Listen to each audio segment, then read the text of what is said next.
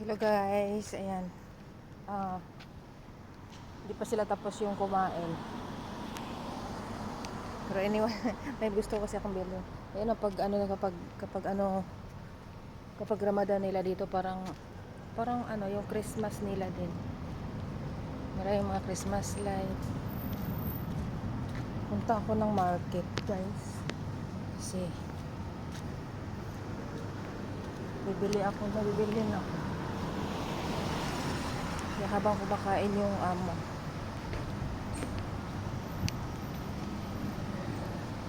Sana nga open yung dito. Kasi may ibang hindi pa open yung mga shop dito, guys.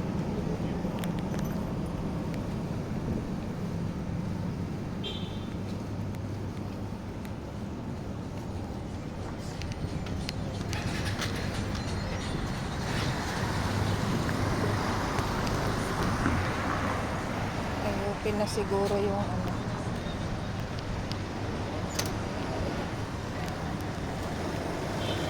open lang nila, guys.